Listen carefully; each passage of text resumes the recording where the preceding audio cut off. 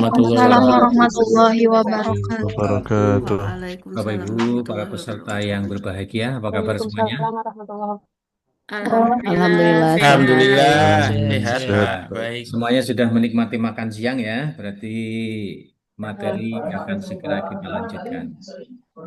Dan sebelum saya membacakan kurikulum PT narasumber, untuk kepada seluruh peserta untuk bisa menaati peraturan demi kelancaran dan hikmatnya acara pagi siang hari ini. Kepada para peserta, mohon ketika mendengarkan materi dari Bapak Kepala Balai nanti, untuk mikrofon untuk tidak diaktifkan, mohon untuk dinonaktifkan. Kemudian nanti ketika dari narasumber bertanya, baru dibuka mikrofonnya. Sepakat ya? Jadi demi kelancaran pembelajaran pada siang hari ini. Dan Alhamdulillah Bapak Kepala Balai sudah hadir, maka akan segera kita mulai saja.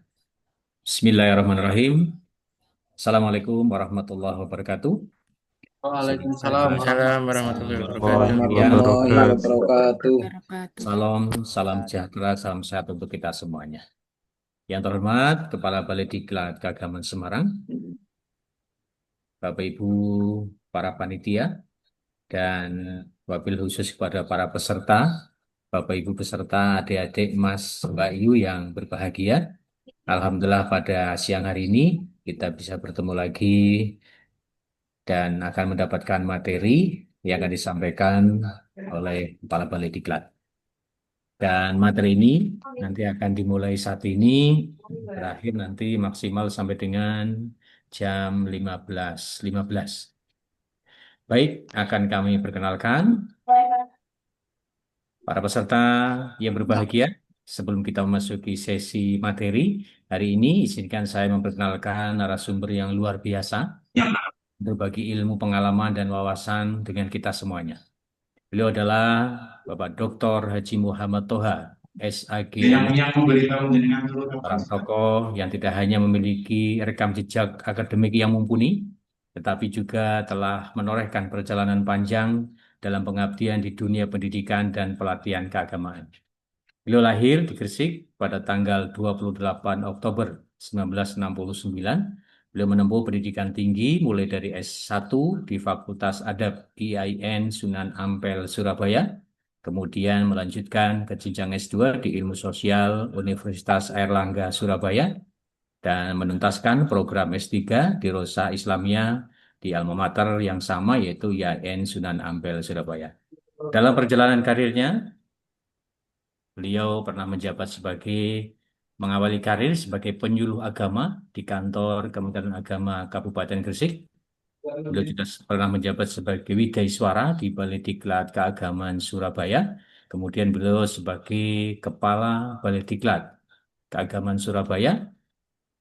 Selanjutnya beliau menjabat sebagai Kepala Balai Diklat Keagamaan di Denpasar. Dan saat ini beliau sebagai Kepala Balai Diklat Keagamaan Semarang.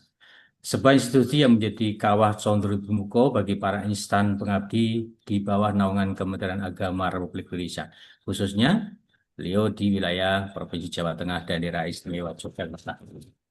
Dalam bidang pengajaran, beliau juga aktif mengajar di berbagai perguruan tinggi, di antaranya adalah di Institut Teknologi 10 November ITS Surabaya, kemudian di UIN Sunan Ampel Surabaya, dan STAI Raden Santri Gresik dengan mata kuliah sejarah kebudayaan Islam dan pengantar pendidikan. Itu perkenalan singkat yang dapat kami sampaikan dan kami informasikan kepada Bapak Kepala Balai untuk peserta yang mengikuti materi pada siang hari ini, yaitu materi pengembangan SDM dan nilai dasar ASN, diikuti oleh 4 kelas pelatihan latsar angkatan 13 sampai dengan 4 sampai dengan 16. Ada 4 kelas, yaitu 160 peserta. Itu untuk CV dari Bapak narasumber. Waktu sepenuhnya kami serahkan kepada Bapak Dr. Haji Muhammad Toha. Dari saya, terima kasih. Selamat mengikuti materi. Assalamualaikum warahmatullahi wabarakatuh.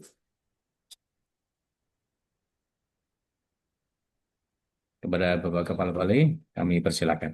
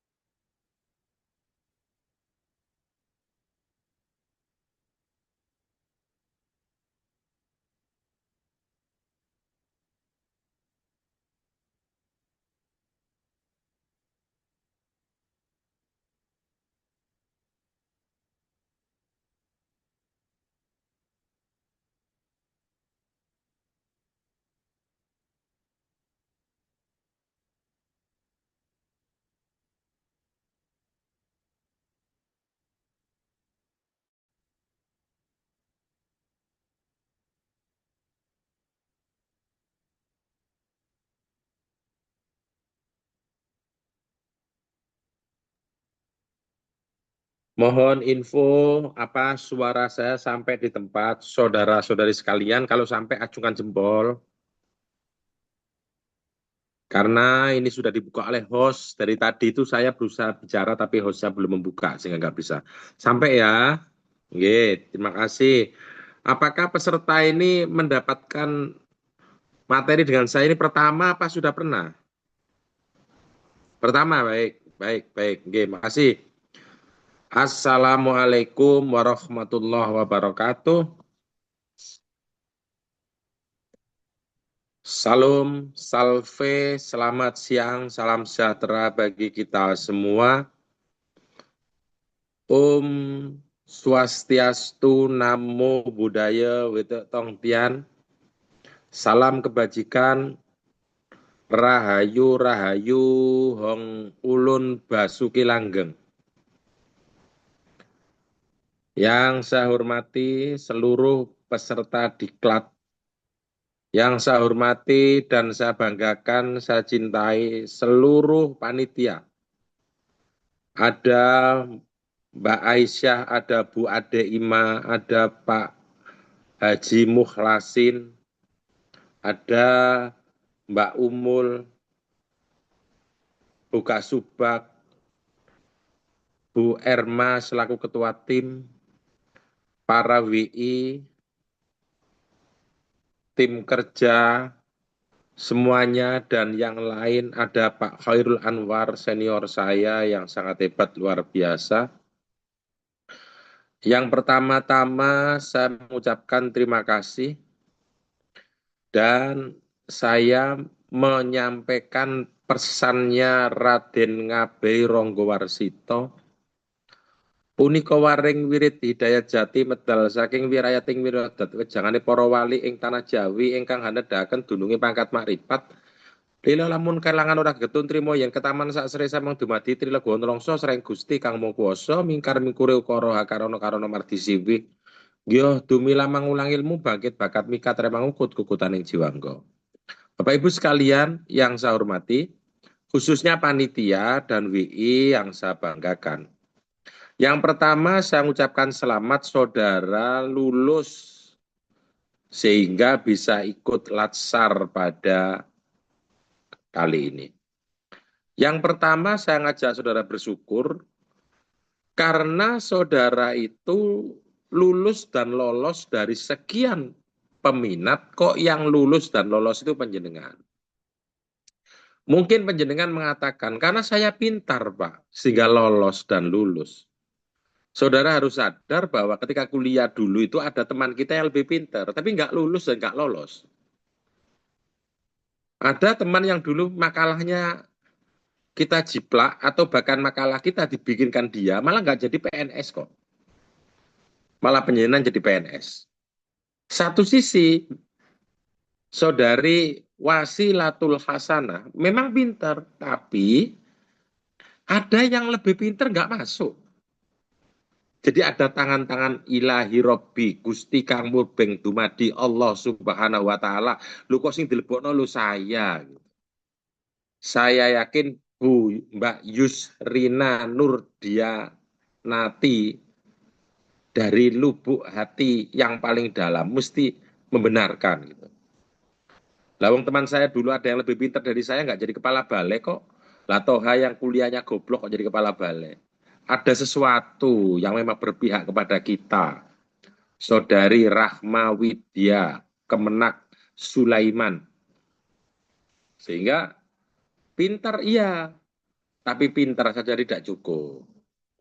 Lawang ada yang SKD-nya petang atau seket gak mlebu kok. Terlepas karena salah milih atau karena kejeblos di wawancara, petang atau seket gak masuk.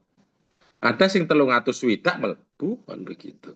Artinya saya mengajak kepada panjenengan semua, saudari nasihatul hasanah, bahwa kalau kita itu pintar, iyalah diakui pintar. Tapi ada kemurahan Allah Subhanahu wa taala Gusti Kang Murbeng dumadi, Kang welas asih marang kita semua, sehingga kok sing dilebokno jadi PNS kita.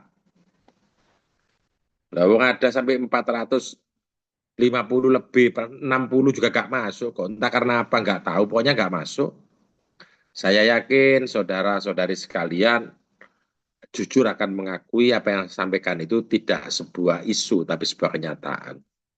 Saudara Purwo Adi Wicaksono, maka karena Allah kasih kepada kita harus bersyukur. Lah ya kok yo aku sing dadekno pegawai negeri itu.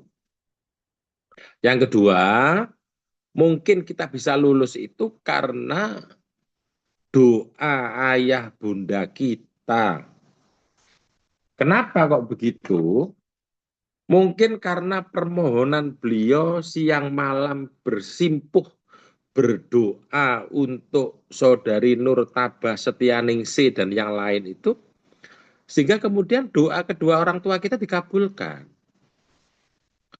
Akhirnya kita yang menerima kemuliaan dari tangisan tengah malam, cucuran air mata ketika sholat malam ayah bunda kita itu dikabulkan doanya, sehingga kita sekalian yang menerima hasil doa, zikir, tangisan malam itu, saudari Nur Rahmanailin Najah. Sehingga karena doa beliau itulah kemudian kita diterima.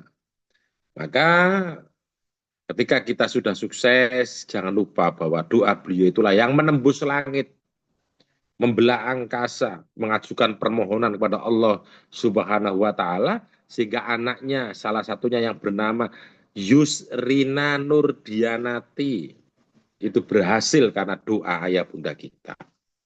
Mungkin karena puasa beliau, karena tirakat beliau, sehingga anak-anaknya bisa berhasil.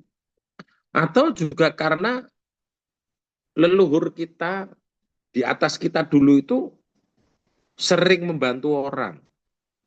Ketika kita belum lahir, kakek nenek kita itu pernah mendudukkan orang, memuliakan orang, sehingga orang itu bisa bekerja, ditolong oleh kakek nenek kita, akhirnya kita dibalas, dimuliakan oleh Allah. Mungkin saja itu karena leluhur kita yang telah menolong orang, sehingga akhirnya balasan itu kita yang menerima.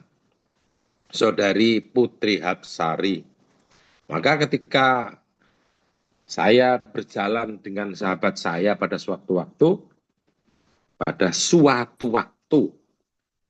di situ ada panas yang luar biasa, akhirnya kita berteduh di sebuah pohon besar. Sahabat saya yang lebih senior mengatakan kepada saya, Pak Sidik Waskito Pamungkas, untung ya ada pohon besar ini sehingga kita bisa berteduh. kepala kita yang pusing karena kena sinar matahari begitu terik, akhirnya kita berteduh di sini agak lumayan. Di samping pohon itu ada sumur, begitu. Kemudian kita sambil mencuci muka, bisa sholat, menyegarkan tubuh, sedikit duduk rebahan di bawah pohon besar itu. Kemudian sahabat saya bilang pada saya, Saudari Tian Ferdiana, hikmah, kita harus berterima kasih pada si penanam pohon ini. Karena ada pohon besar dan orang yang bikin sumur itulah, sehingga kita bisa segar perjalanan jauh kita. Saya tanya, kepada siapa kita mengucapkan terima kasih? Saya tanya begitu. Pohon ini sudah batangnya gede banget, Saudari Siti Nur Suwaibah Karanganyar. Begitu besar sehingga pohon ini ditanam ratusan tahun yang lalu. Kepada siapa saya mengucapkan terima kasih? Teman saya bilang pada saya, cara mengucapkan terima kasih kita adalah tanam pohon di tempat yang lain. Buat sumur di tempat yang lain. Karena kita merasakan jasa orang, maka berbuatlah sehingga apa yang kita berbuat dirasakan oleh orang lain. Saudari Siti Anissa. Sehingga kita tidak asik hanya menikmati karya dan jasa orang lain. Berbuatlah sehingga karya kita memberikan jasa dan manfaat bagi orang lain. Saudara sekalian, maka ketika ibunda, ayahanda, saudara masih ada, sungkemlah kepada beliau. Karena beliau yang berdoa, berpuasa, dan dulu menanam banyak, menolong orang, Saudari Sapti Purnawati, hasil itu beliau sudah tua, tidak butuh dengan balasan itu. Dan balasan itu saudara-saudari sekalian yang menerima, yakinlah itu karena jerih payah beliau. Kalau beliau sudah mendahulu kita, kirimkan doa untuk beliau. Karena kita merasakan apa yang beliau lakukan. Dan kita bisa menjadi seorang PNS, calon ASN, PNS seperti sekarang ini, karena kita itu dulu memiliki ijazah. Saya tidak mempermasalahkan ijazah yang asli atau palsu, bukan itu maksud saya. Tanpa ijazah itu saudara nggak bisa mendaftar. Dan kadang-kadang ijazah itu tidak muncul tiba-tiba. Tapi kesabaran ibunda kita yang sejak TK kadang-kadang saudara Agus Miftahullah. Ketika diantar sekolah kita masih rewel, gulung-gulung, nangis luar biasa. Tapi ibunda kita, saudara Humaydi Hamzah, ibu kita dengan sabar diantar, ditungguin di sekolah. Kadang-kadang nggak mau sekolah, tapi digendong oleh ibunda kita. Ibunda kita dengan sabar membujuk kita supaya kita mau sekolah, saudara Ahmad Alwi Qudsi. Sehingga kita itu merasakan jasa beliau yang luar biasa. Karena punya TK itu sehingga kita sudah lulus bisa sekolah di SD, saudara Andi Solikin Mahfud. Karena punya ijazah SD itu sehingga kita bisa sekolah di SMP. Dan punya ijazah SMP bisa di SMA. Dan seterusnya sampai saudara sarjana dan pasca sarjana. Itu karena setianya ibu kita untuk karir kita. Maka kirimkan doa. Barangkali ayah bunda kita sudah mendahului kita. Dan kita mulia itu karena tangisan beliau, karena jerih payah beliau, karena puasa beliau, karena asuhan beliau, sehingga kita bisa seperti kali ini. Saudari Siti Munfarida, berikutnya, saudara sekalian, saudara sekarang berubah. Jadi kayak orang ditalkin itu, werwono saiki alam siro karo aku seji. Saudara sekarang itu menjadi calon ASN atau PNS. Berarti saudara itu yang tadinya orang bebas, sekarang saudara menjadi orang terkekang. Maka Mbak Aisyah, PNS itu kalau bahasa gampangnya orang yang terpagari atau orang yang terbatasi berbagai halnya. Lah sampean itu wong tadinya orang bebas merdeka, kenapa kok menjadi orang yang terpagari dan tidak bebas dalam hidup saudari? Fikih khairul mala.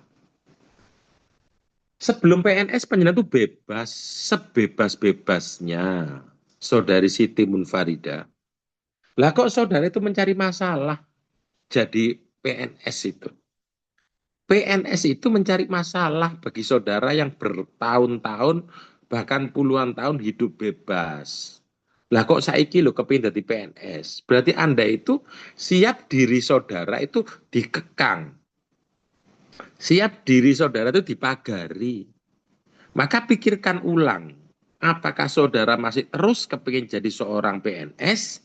Karena PNS itu tidak merdeka, saudara Azharul Riza. Ketika menjadi seorang PNS, saudara itu terkekang, nggak bebas. Tadinya sebelum jadi PNS itu saudara Ahmad Nafi Ihsan mau bangun tidur jam 10 nggak masalah, mau ngawali tidur jam 1 malam nggak masalah. Sekarang jenengan harus bisa memanage diri saudara bahwa saya setiap pagi-pagi harus vinjer. Dan vinjer itu nggak boleh kayak vinjer model lebah atau tawon. Tawon itu kan ngentup pergi, ngentup pergi. Lah vinjer kita itu nggak boleh vinjer tutup kendang.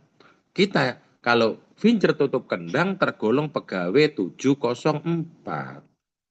Jam 7 datang saudara Dodi Herdianto, kemudian hilang, jam 4 datang lagi saudari Fibrilia Nurhayati.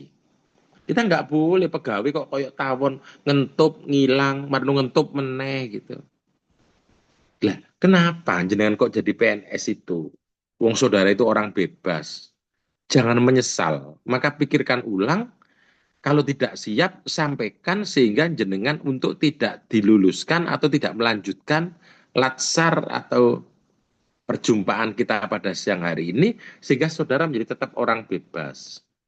Saudara Ahmad Nafiri Ihsan, ketika menjadi seorang PNS, dalam diri penjenengan itu sudah terpagari total.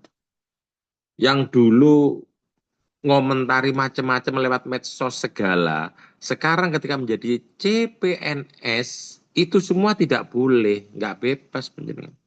Ngolok pemerintah yoga oleh, ngolok golongan liyo yoga oleh, mentar di medsos yang menyulut pertikaian juga gak oleh. Berarti penjen tuh golek soro, ngapain kok daftar jadi PNS itu ngapain? Terkekang sampean itu. Misalkan sebuah meja, saudari Deti Apriliani, meja itu siapapun boleh beli meja. Tapi ketika meja itu dibeli oleh sebuah instansi negara, kemudian dikasih label meja itu, namanya nomor register saudari Febrilia Nurhayati. Ketika meja itu dikasih label, maka meja itu terus nggak boleh dibawa keluar digunakan untuk orang jual sayur, nggak boleh karena meja itu menjadi BMN. Saudari Eka Yunitasari, meja itu menjadi BNN. BMN itu barang milik negara, nggak boleh. Boleh diinjak-injak untuk mengambil layang-layang di atas atap, nggak boleh diinjak-injak karena itu barang milik negara, saudara Imam Fakih. Lah, penjenengan juga begitu. Ketika belum jadi PNS, dalam diri saudara itu bebas. Tapi ketika sejak menjadi CPNS, dalam diri saudara itu ada nomor registernya, saudara Mariono. Yang tadinya bebas, ono register namanya NIP, nomor induk pegawai. Kalau dulu belum CPNS punya NIP, tapi nomor izin pesen. Sekarang itu betul-betul punya NIP, nomor induk pegawai. Sehingga penjenengan dalam diri saudara itu juga menjadi milik negara. Karena milik negara, maka saudara harus patuh dengan negara dan jangan bersimpangan, apalagi tubruan dengan negara. Saudara Agung Pangestu. Maka yang tadinya saudara itu bebas, sekarang nggak boleh lagi. Misalkan dengan suaminya gitu, saudari Febrilia, kemudian kok suaminya gemes, terus kemudian mencium leher sampai digigit merah gitu. Nggak boleh. Saudara berhak ngomong, Mas, ini barang milik negara. Nggak boleh. Lah kalau dulu kan bebas, Saudari Ika Yunitasari. Mau digigit merah-merah, ini nggak apa-apa. Sekarang nggak boleh. Kok sampai atau gigit sampai merah-merah atau bagian yang lain karena gemes digigit sampai merah banget. Itu sama harus ngomong. Nggak boleh, Mas, ini barang milik negara. Kan gitu. Sehingga sampean mencari masalah sebenarnya untuk menjadi PNS itu. Yang tadinya bebas, sekarang nggak bebas. Kostum saudara sekarang juga dibatasi. Saudari Latifah Azmi. Dan apa yang ada dalam diri jenengan itu menunjukkan wajah negara. Maka jangan kemudian kita itu memburu finger. Jam 6 pagi sudah ribut ke kantor mau finger dulu. Tapi tidak terus bekerja karena fingernya pakai daster. Dawul-dawul tangi turu mlebu kantor nganggo daster kayak WW. Setelah finger balik mulang lagi. Itu nggak boleh. Karena marwah saudara ada marwah lembaga. Itu tentang diri kita. Berikutnya, saudara-saudari sekalian, saudara yang tadinya itu atas nama pribadi, sekarang dalam diri saudara itu juga mewakili organisasi. Yang tadinya saudara itu personal, saudara Rista Ekta Endita Putra. Yang tadinya saudara itu personal. Toha ya Toha. Ketika menjadi seorang ASN, saudari Rina Wulandari, itu bergeser yang tadinya diri personal menjadi diri institusional. Gak bisa dipisahkan lagi sikap saudara itu laksana uang bermata dua. Jadi duit itu nek disuwek gak payu. Maka Toha itu ya orang Kementerian Agama, di Kementerian Agama itu ada Toha. Maka tidak bisa lupakan atas nama pribadi. Ketika saudara menjadi ASN, Muhammad Syarif, nggak iso dibeda, no. Ya omongan sampean itu ya sekaligus omongan Kementerian Agama, sekaligus omongan pribadi, saudari Sri Mursida. Nggak iso dibeda, no. Maka saudara nggak bisa, itu kan sikap saya pribadi. Juga iso disikap no pribadi, mau saudara itu wajah Kementerian Agama kok. Maka setelah menjadi ASN Kementerian Agama, maka saudara harus berhati-hati dalam bertingkah, bertutur kata, membangun jaringan, harus hati-hati karena saya itu abdinya negara. Yang kedua, saudari Fitriana, yang kedua, saya akan berbicara tentang Kementerian Agama. Orang mengatakan, untuk apa Kementerian Agama itu harus ada di negeri ini? Gitu. Sampean sebagai insan Kementerian Agama harus ngomong, ya wajib ada Kementerian Agama di Indonesia itu wajib ada. Wajib ada. Kenapa? Karena Indonesia itu umatnya beragama. Meskipun agamanya berbeda-beda. Maka Kementerian Agama itu bukan Kementerian Islam, tapi Kementerian Agama yang menaungi agama-agama. Saudari Vidyatur Rahmah. Jadi kita itu naungi agama-agama, tidak Kementerian Islam. Karena itulah kemudian saudara sebagai insan Kementerian Agama harus pasang dada. Wow, Kementerian Agama harus ada. Loh, itu buktinya di negara yang lain itu sekuler gak pakai agama juga bisa menata negara. Beda bro, konteks pendirian negaranya itu beda. Saudari Vidyatur Rahmah, bahwa pendirian negara itu konteksnya beda. Amerika itu agama gak usah terus negara, konteksnya beda. Karena negara-negara di Eropa dan Amerika itu pernah problem masyarakat dengan agama. Kenapa kok Amerika dengan gegap gempita luar biasa, saudara Hendy Rizky Pradana, oh di Amerika itu nggak mau ada agama, negara dibikin sekuler. Ya logis karena sejarahnya waktu itu orang yang mendirikan Amerika, salah satunya yang bernama Amerigo Vespucci, bukan menemukan loh ya, dari dulu negara Amerika wis ono sing menggoni ku wong Indian. Cuman yang mendirikan sebuah negara, dijadikan negara itu ya pendatang dari Eropa. Orang-orang yang datang ke Eropa itu karena problem dengan tokoh agama ketika di negaranya masing-masing. Saudara Aldinto Irsyad Fathur Rahman.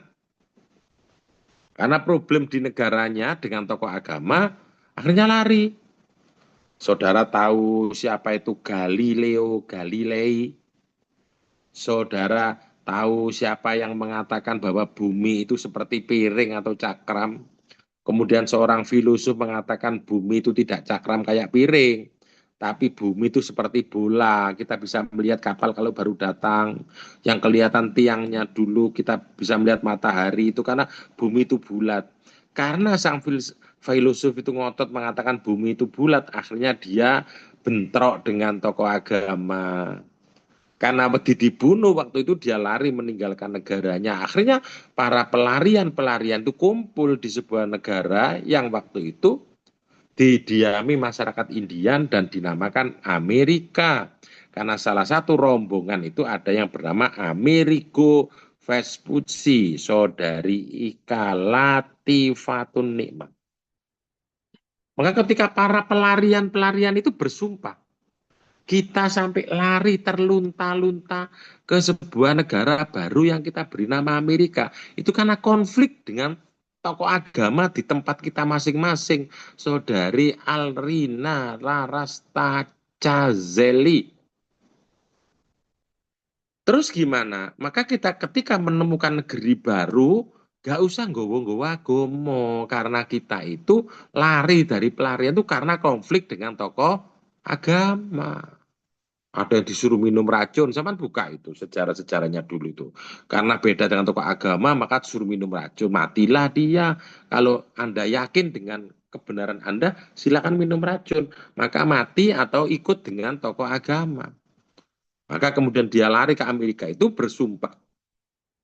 Bersumpah udah kalau gitu karena kita sampai terlunta-lunta itu karena ribut dengan tokoh agama, maka ketika kita mendirikan negara baru, saudari Mutamimah, maka jangan bawa-bawa agama. Itu kenapa kok negara itu sekuler, itu sejarahnya begitu. Sementara Indonesia tidak. Oh, Kementerian Agama wajib ada. Karena apa? Karena pemberi semangat yang membangun negeri ini, saudari Kristiana Salindri, itu karena semangat agama. Coba. Kiai Zainal Mustafa itu dibunuh Jepang karena urusan agama. Pangeran Diponegoro perang itu karena dorongan agama salah satunya. Imam Bonjol karena dorongan agama. Sultan Ageng Tirtayasa karena dorongan agama. Inilah bedanya dengan Amerika. Tengku Umar itu perang karena dorongan agama. Christina Marta Tiahohu itu juga karena dorongan agama. Spirit agama itu menjadikan orang berjuang melawan penjajah. Tengku Umar itu perang 30 tahun loh, saudara Mutamimah. Itu 30 tahun kan dorongan agama. Ketika Tengku Umar kalah dilanjutkan oleh istrinya, Cut Nyak-din, betul kan? Cut Nyak-din perang habis-habisan kalah dilanjutkan Cut Mutia. Kan yang nggak perang kan hanya Cut Tari, kan begitu saudara sekalian. Sehingga dorongan agama itu luar biasa. Ada yang protes loh, Pak Cut Tari itu juga perang, kan perangnya beda. Kalau Cut Tari kan perangnya dengan Aril kan gitu. Sehingga jangan ditahan saudara Sindu Ernanto kalau tertawa, nggak apa-apa, tertawa saja. Yang tertawa itu mesti nyimpan film videonya, itu mesti kan begitu. Nah, kalau Cut Nyak-din perang membawa rencong, betul kan? Cut Mutia menggenggam rencong, kan hanya Cut Tari yang megang rencongnya Aril kan gitu. Sehingga saudara sekalian yang saya hormati dan saya banggakan, karena spirit agama itulah sehingga negara ini ada. Beda dengan negara yang lain. Kalau negara yang lain itu saudara Aldino, itu agama itu dianggap menghambat masyarakat waktu itu. Kalau di Indonesia agama itu memberikan spirit perjuangan. Beda. Maka Kementerian Agama wajib ada. Dan ini saya sampaikan, Kementerian Agama wajib ada. Kemudian orang bertanya, Saudara Muhammad Masrur, "Halo masih ono Kementerian Agama yo mate koyo ngene," misalkan gitu. Korupsi yo akeh, pornografi yo akeh sing jadi pelanggan gitu. Lah sama jawab, ono Kementerian Agama iki koyo ngene, mendane kok ono Kementerian Agama tambah nemen gitu. Iso nang pasar udo gitu kan gitu. Saudara harus membela karena ini adalah kementerian kita. Dan selalu di blow up, ya no korupsi. Ya di tempat yang lain juga banyak yang korupsi. Tapi kenapa kok yang di blow up adalah Kementerian Agama? Karena yang kepingin ngurus Kementerian Agama itu ya akeh, Muhammad Iskandar Yahya. Juga Kementerian Agama itu jadi bulan-bulanan dielek-elek nih. Karena mereka itu kepingin ngurus Kementerian Agama. Karena orientasi mereka itu haji ono duite, sembarang ono duite. Loh, memang di yang lain nggak ada korupsinya ada, tapi nggak di blow up. Berikutnya saudara sekalian, kalau kementerian yang lain itu hanya subjek mater. Nah, sing diurus mau urusan siji. Ya, yang diurus urusan siji. Contohnya apa? Saudara Ahmad Nur Fadlullah. Nah, kalau Kementerian Pendidikan, sing diurus kan masalah pendidikan toh. Saudari Mutamima, kan pendidikan toh sing diurus. Loh iya Pak, tapi kan yang diurus pendidikannya komplit banyak lah. Memang kita nggak komplit Kementerian Agama. PAUD juga ada, Raudatul Atfal juga ada, Madrasah Ibtidaiyah juga ada, Madrasah Sanawiyah juga ada, Madrasah Aliyah juga ada. Perguruan tinggi ada. Malah pendidikan tingginya ikut dikti. Nah kita itu punya perguruan tinggi sampai PAUD. Dan itu bukan satu-satunya urusan. Kalau Kementerian Agama kan satu-satunya urusan masalah pendidikan. Apakah pendidikan itu satu-satunya urusan? Bukan. Saudara Ahmad Turmudi, urusan pendidikan itu salah satunya. Yang lain, pernikahan, diurus kita. Coba. Jadi kita itu belum terwujud kita, itu sudah menjadi urusan Kementerian Agama. Belum ada kita, Saudari Mutamima, itu sudah berhadapan dengan Kementerian Agama. Madep dulu nih Kementerian Agama, uzawi juga alama amarallahu bihi min imsakin au tasrihin bi ihsan. Ya akhinal karim, angkah tuka wa zawwajtuka mahtubatakal karimah. Itu ketemu dengan Kementerian Agama. Sehingga orang belum lahir itu sudah ketemu dengan Kementerian Agama. Jadi pendidikan itu bukan satu-satunya, tapi salah satu dari sekian urusan. Dan yang diurus itu bukan agama yang satu, Burhanuddin, tapi beberapa agama yang lain. Itu menjadi urusan kita. Perguruan tinggi, sama kita ngurus perguruan tinggi. Bahkan ngurus perguruan tinggi kita, itu tidak kalah rumitnya Saudara Muhammad Dhani Fulhab dengan urusan yang ada di dikti. Kalau dikti jelas style pendidikan lembaganya kelihatan. Lu kita itu loh ono pendidikan sing jenenge Setaken, Sekolah Tinggi Agama Kristen Negeri, atau Institut Agama Kristen Negeri. Ada yang bernama Setaben, Sekolah Tinggi Agama Buddha Negeri. Ada yang bernama IHDN, Institut Hindu Dharma Negeri. Ada yang disebut dengan UIN, Setain, IAIN, macam-macam. Saudari Lucia Ega Purnama Kusuma. Luar biasa. Lah, Khas banget kan? Pendidikan Buddha yo diurus, pendidikan Islam yo diurus, pendidikan Hindu yo diurus. Kemudian ada satu lagi yang saudara mungkin baru sadar setelah tak ceritani ini, saudari Lina Anissa Widyasari. Orang mengatakan kalau agama Islam itu dari Timur Tengah. Tapi kalau kita mengkaji Islam yang ramah budaya, itu datangnya di Indonesia. Karena seluruh umat Islam di Timur Tengah dijadikan satu, iku jiakean umat Islam Indonesia, Saudara Budi Aditya Wardana. Jadi wong Islam di Timur Tengah kabeh dadekno situ, iku siakean wong Islam Indonesia dengan aneka keragaman budayanya itu.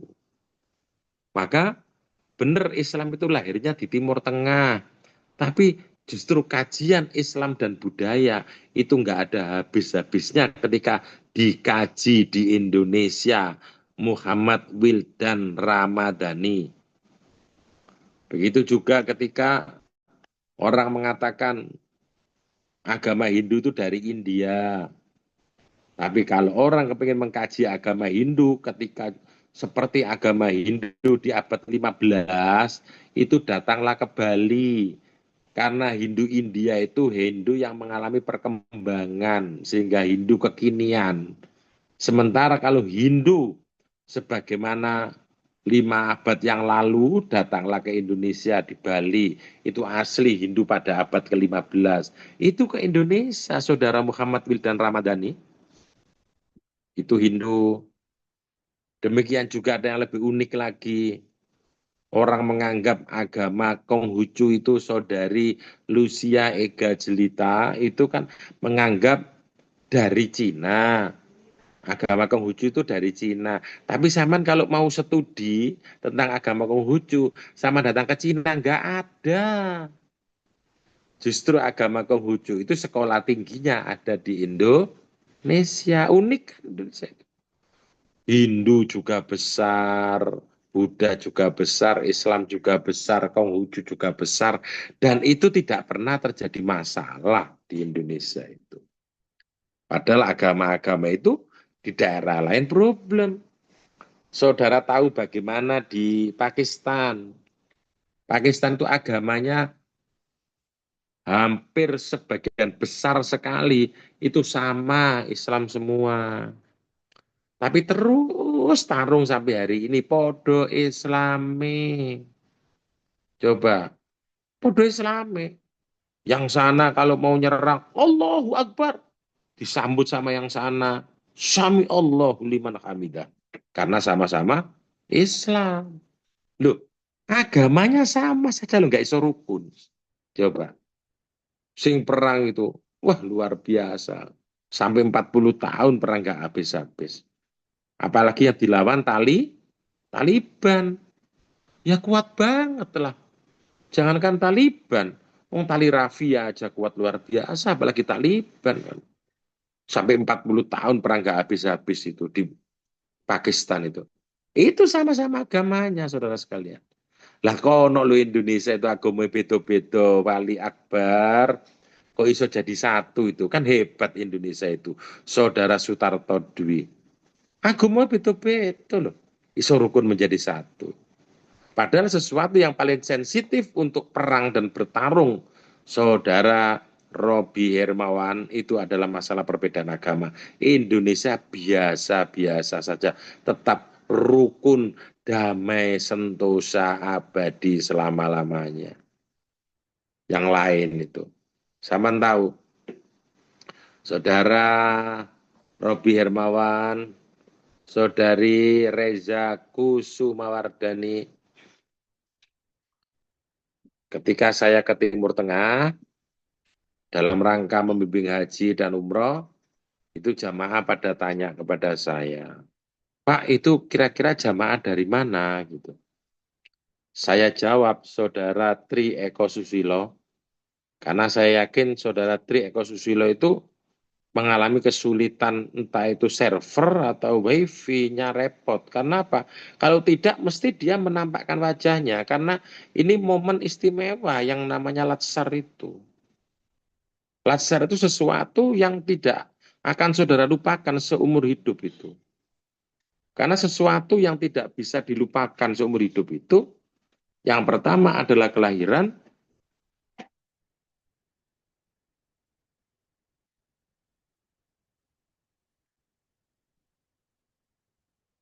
karena yang pertama itu adalah kelahiran, yang kedua itu adalah pernikahan, yang ketiga itu adalah awal meniti pekerjaan, yang keempat kematian. Sehingga yang namanya latsar itu siklus penting dalam kehidupan kita. Maka karena begitu pentingnya, kalau tidak ada sesuatu yang lebih penting, Saudara Ahmad Miftahul Huda pasti akan menampakkan wajahnya. Karena ini penting sekali. Dan kita itu bersyukur, kok yo latsare sampean lewat jalur kaca kayak begini. Saya itu latsar langsung ditatar oleh tentara asli baju doreng zaman saya itu. Nggak pulang-pulang, waktunya lama sekali. Tidurnya di barak zaman saya. Sampean itu untung sambil duduk juga nggak apa-apa. Utawa be sumuk sarungan dikebut-kebut kan gak ketok ono ini sorono mejoy. Nah zaman saya itu ngantuk aja dihukum. Latsar saya itu ngantuk dihukum. Maka bersyukurlah jenengan tuh nemoni zaman sing enake koyok ngene. Wis kadek dikongkon melayu, kadek dikongkon push up gitu. Lalek ngono terus kemudian gak menunjukkan wajahnya itu kan yo tidak pantas iku nemen gitu loh kira-kira kan gitu. Wong mek tugasnya mengono tok wae kok yo gitu. Saudara sekalian yang sungguh sangat saya hormati, karena itulah kemudian saudara sekarang mulai berubah menjadi CPNS di negara Republik Indonesia, sebuah negara besar yang kebesaran kita itu tidak saja besar negaranya, tapi juga besar segala perbedaannya. Dan salah satu yang menyumbang kerukunan sehingga perbedaan yang besar itu Saudara Muhammad Siraj tidak menjadi problem, salah satunya, bukan satu-satunya ya, salah satunya itu adalah adanya Kementerian Agama. Coba, di Timur Tengah itu agamoe podo, wajahnya podo, bahasanya podo, Timur Tengah itu.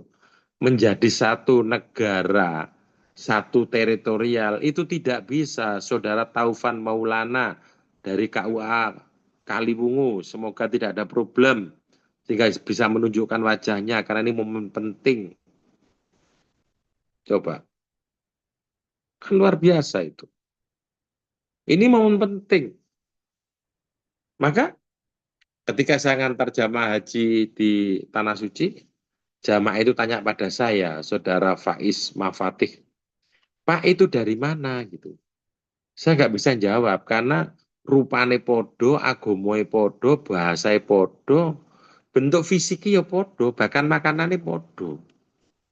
Mbuh iku wong teko Yaman, mbuh wong teko Libya, mbuh teko Iran, mbuh teko Irak, mbuh teko Saudi, mbuh teko Mesir, mbuh teko Libanon.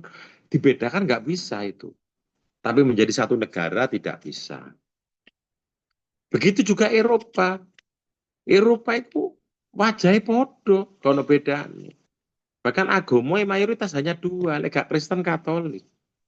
Tapi menjadi satu negara tidak bisa. Mula ono Jerman, Perancis, Luxembourg, Belgia, Italia, Belanda, Inggris, Luxembourg. Itu negara-negara yang sama saja nih. Induk akar bahasanya sama. Agama ya hampir sama, nega Katolik, ya Kristen. Menjadi satu negara itu loh Mbak Lucia, Ega, itu nggak bisa. Padahal podo. Makannya loh podo. Seluruh Eropa itu makannya gandum, Saudara Rosid Ridho. Eropa makannya gandum, alias roti. Jadi Eropa makan roti kabeh. Sementara nek di Indonesia ono wong mangan roti entek sak pikul, jadi durung mangan kok. Coba. Karena makannya beda-beda. Orang mengatakan, Saudara Faiz Mafatih, orang Indonesia makan nasi. Diprotes sampai ke Ruang Madura. Tidak, saya nggak makan nasi, saya makan jagung. Kemudian ada orang mengatakan, oh orang Indonesia makan jagung. Diprotes sampean, tanya Mas Aldo itu, Mas Renaldo. Sama diprotes orang Ambon, enggak, saya makan sagu.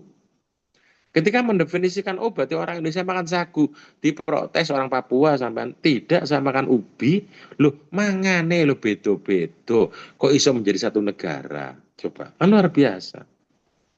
Eropa itu kalau dilihat sekilas wajahnya podo kabeh, motoi biru kabeh, rambutnya yang ngono iku kabeh, tapi pecah-pecah. Saya itu punya guru besar yang bernama Profesor Dr. Yosef Glinka SVD, Saudara Muhammad Masrur. Itu beliau itu pastor senior dari Polandia.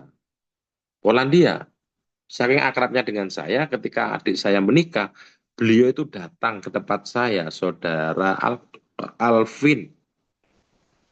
Ketika datang ke kampung halaman saya, mak saya kaget. Lu, ono londo, kata mak saya.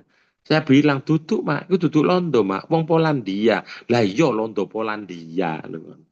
Artinya kabeh wong Jawa iku nek wajahe kaya ngono diarani londo. Lho ono londo, duduk londo mak iku Jerman. Lah iya londo Jerman. Sementara sampean orang Papua dengan orang Jawa wis gak usah takok, lihat wajahnya wis beda, betul kan? Orang NTT dengan orang Surabaya ya jelas beda. Mula kok sampean ngomong wajah Pak Tohai lu koyok wajah orang Indonesia Timur ya persis. Berarti sampean katarak mata kan gitu. Loh, tapi meskipun begitu, itu bisa menjadi satu negara. Itulah Indonesia. Top Indonesia itu. Loh ngono ya iso rukun bersatu menjadi satu negara. Itulah Indonesia. Gak ono negara koyok Indonesia itu, Saudari Lucia. Top Indonesia itu, Saudari Lucia Ega.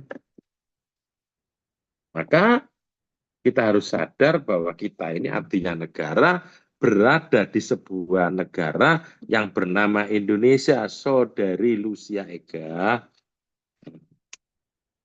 Kenapa kok ini penting? Karena salah satu tugas ASN itu adalah mempersatukan negara. Yang pertama, yang kedua. Yang ketiga, karena saya dapat surat dari Pak Haji Mukhlasin, jam 3 nanti ada Pak Kapus Syafi'i, maka sebelum jam 3 saya harus mengakhiri, kan nanti toto-toto kan. Maksud jenengan kuat duduk terus nggak pakai pipis, Mbak Lucia Ega, kan pipis dulu kan. Setelah itu nanti duduk lagi materi Pak Kapus, kan gitu kan. Nah, jadi nggak sampai jam 3 kita berakhir ya, Mbak Lucia Ega. Nanti masuk lagi setelah itu.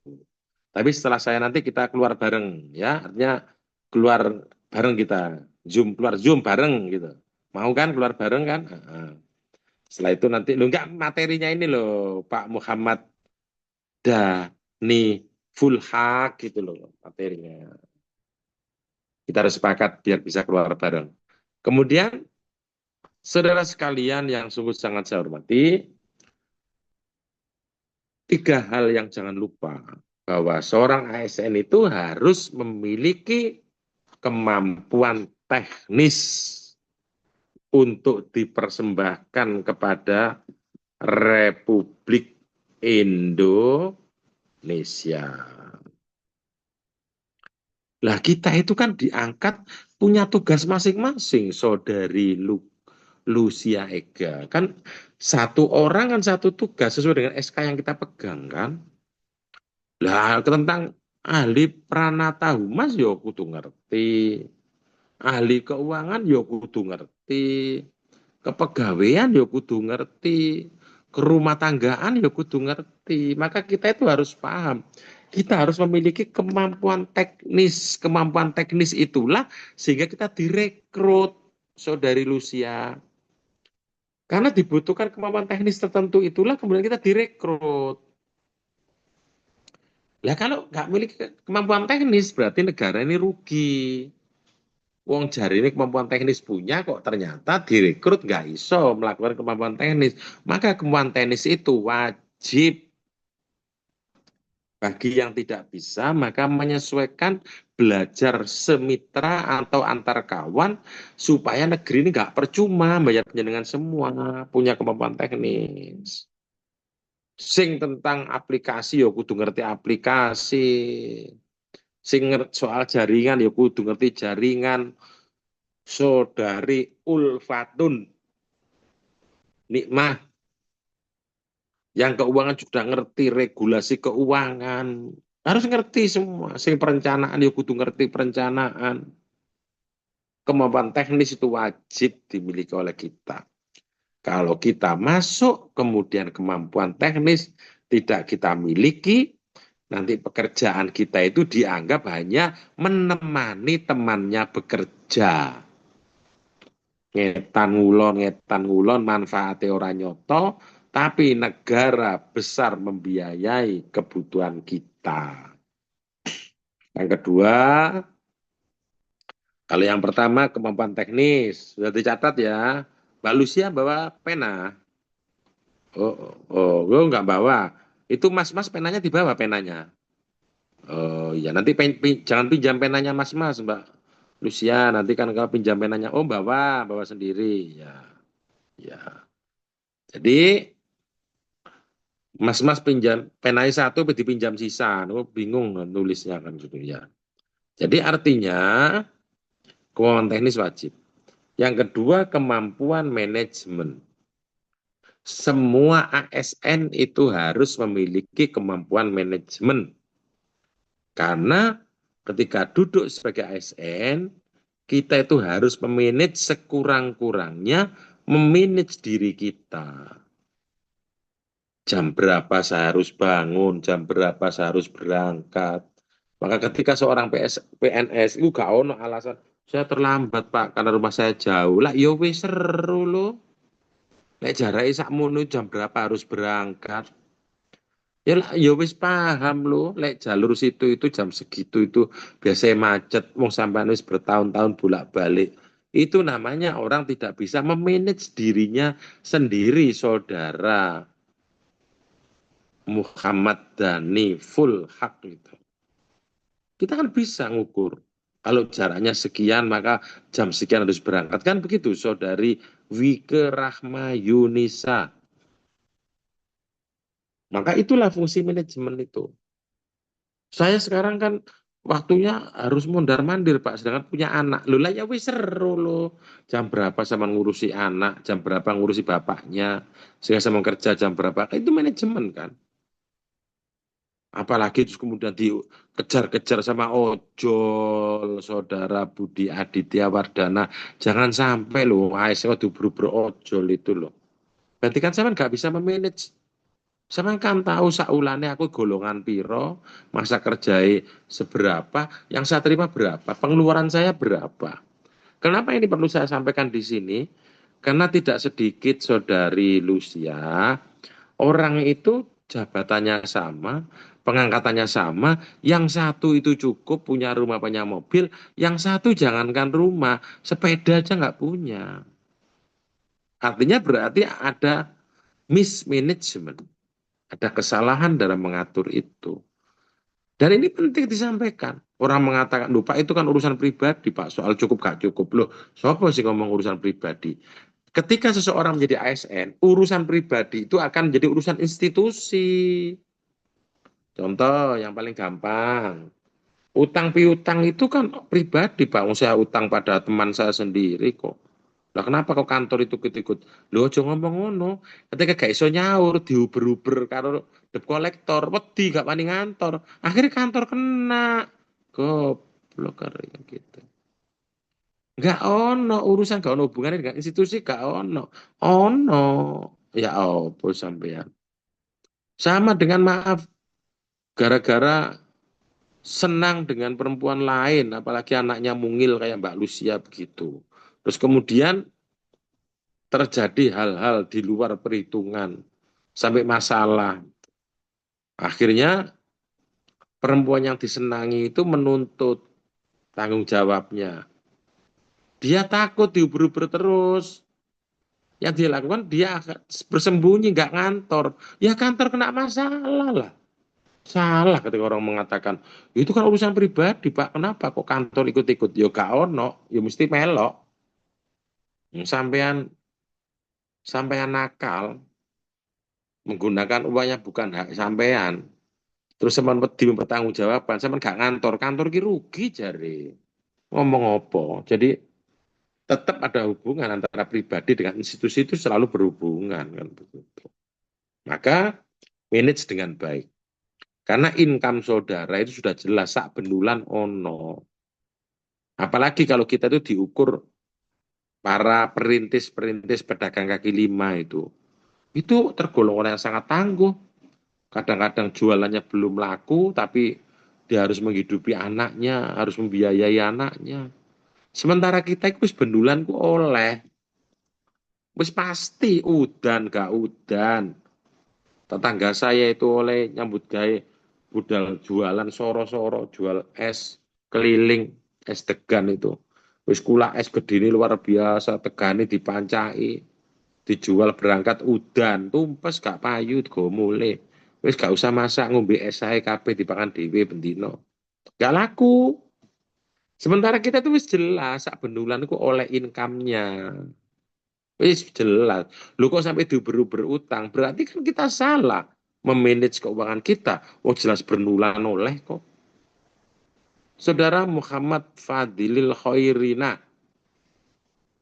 Lah kalau sudah begitu kok kemudian diteruskan, berarti kita kan manajerial kita salah gitu.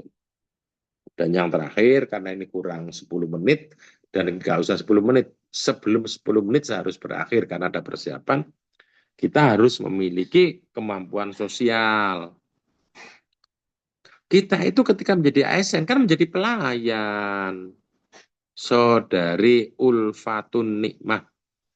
Karena kita menjadi pelayan, maka endi ono pelayan sing judes. Kita itu pelayan, bukan pembantu. Bedakan ya. Nek ono ngomong ASN itu pembantu, itu salah. Kita itu pelayan, Mbak Lucia. Pelayan itu melakukan sebagaimana yang ditugaskan pada dia. Kalau pembantu, itu kesepakatan di antara yang minta dan yang dibantu, itu tidak tertulis secara detail dan rinci. Pelayan restoran itu bukan pembantu restoran. Misalkan kalau kita ketemu pelayan restoran, Mbak, tolong diambilkan 1 piring kosong ya Mbak. Itu diambilkan saudara Ahmad Turmudi. Karena mengambilkan piring itu bagian dari tupoksinya seorang pelayan. Diambilkan. Mbak kurang 1 Mbak sendoknya Mbak. Itu dikasih karena namanya pelayan restoran. Mbak kok kurang pedas Mbak, saya bisa dibantu Mbak untuk disediakan sambal. Boleh. Karena pelayan restoran. Tapi kalau pembantu itu disuruh apapun harus mau. Maka kalau penjenengan ke restoran, kemudian ada pelayan restoran dibilang, Mbak, saya tolong Mbak dibantu menyemirkan sepatu saya. Enggak mau. Saya itu pelayan kok bukan pembantu. Kalau pembantu itu disuruh buka pagar juga harus mau. Ngomong anak juga mau. Cuci piring juga mau. Cuci baju juga mau. Tapi kalau jeraganya terlalu jahat disuruh mijeti juga harus mau. Kan begitu. Maka saudara itu pelayan. Karena pelayan, berikanlah pelayanan yang menjadi kebutuhan user yang menghadap kepada saudara. Pelayan kok. Ya harus melayani. Pelayan kok. Harus menyediakan yang diminta. Maka karena kita pelayan, berjiwalayah pelayan, berwajahlah sebagai pelayan. Makanya saya mengatakan, cari masalah sampai jadi pelayan setelah ini. Melayani orang. Gelem gak gelem, suka gak suka harus dilayani. Kemudian, karena kemampuan sosial itu, saudara harus paham tentang psikologi orang. Orang yang tidak menjadi PNS, itu mesti ada rasa sirik dengan orang yang menjadi PNS. Makanya yang dilakukan adalah selalu mengolok, ASN PNS ku opo ngentek-ngentek anggaran negara tok ae. Maka untuk menepis itu Saudara Budi Aditya Wardana, maka lakukan pekerjaan dengan baik. Sehingga saya tidak tergolong person yang engkau justifikasi negatif Lucia. Saya bekerja dengan baik. Maka masyarakat tidak berhak untuk menjustik kita bahwa kita itu hanya menghabis-habiskan anggaran negara. Karena sadar bahwa saya ini pelayan. Karena seorang pelayannya negara, maka kita itu sudah digaji. Maka tidak boleh ketika melayani, Pak, ini belum ada uang administrasinya macam-macam. Administrasi apa? Uang listrik harus dibayar oleh negara. ATK juga disediakan. Komputer juga mungkin ada di kantor. Kok masih nyari administrasi? Itu berarti kita kemampuan sosialnya rendah. Ini kurang 5 menit. Pak Kapus nanti ngisi tepat jam 3, sehingga jangan sampai kurang persiapan. Apalagi saya lihat kok banyak wajah-wajah yang kepingin mau pipis, kan begitu Mbak Lucia. Nah, silakan nanti pipis-pipis dulu, nanti duduk lagi menghadap layar lagi, karena jam 3 Pak Kapus akan memberikan materi. Ya, ditus sampai enteng, nah setelah itu nanti kita materi lagi di ruang kaca ini.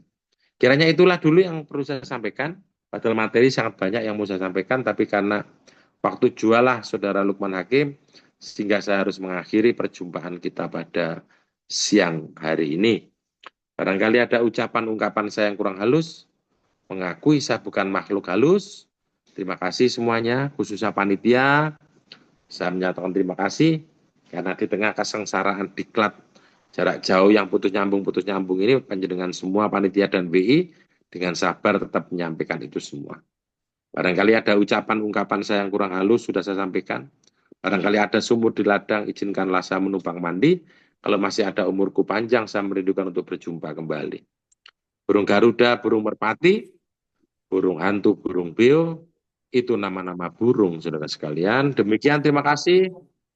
Ihdinas siratal mustaqim, ilahi anta maksudi waridho kamatlubi. Subhanakallahumma bihamdika asyhadu an la ilaha illa anta astaghfiruka wa atubu. Salam salve, selamat siang, salam sejahtera bagi kita semua.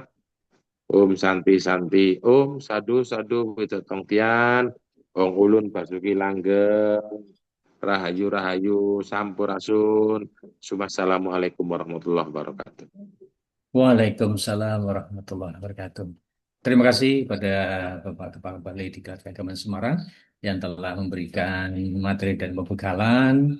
Mari kita bersyukur kepada Allah SWT atas segala anugerah dan kesempatan yang telah diberikan, sehingga teman-teman semua para peserta menjadi bagian CPNS di Kementerian Agama. Keberhasilan ini tentu tidak lepas dari doa orang tua dan dukungan berbagai pihak. Sudah sepatutnya rasa syukur ini kita wujudkan melalui kerja yang baik, penuh kedisiplinan, dan berlandaskan integritas. Semoga kita semua mampu menjadi aparatur yang amanah dan membawa manfaat bagi umat dan bangsa. Terima kasih kepada Kepala Balai, dan marilah kita akhiri bersama-sama dengan bacaan hamdalah. Alhamdulillahirabbil alamin. Terima kasih, dan kepada para peserta, setelah ini nanti bisa live. Kemudian nanti Bapak Kepala Balai akan membersamai lagi dengan Bapak Kapus Dr. Sapi. Terima kasih. Kita akhiri bersama. Alhamdulillah. Ya. Izin live view. Mas Cilman bisa diakhiri. Para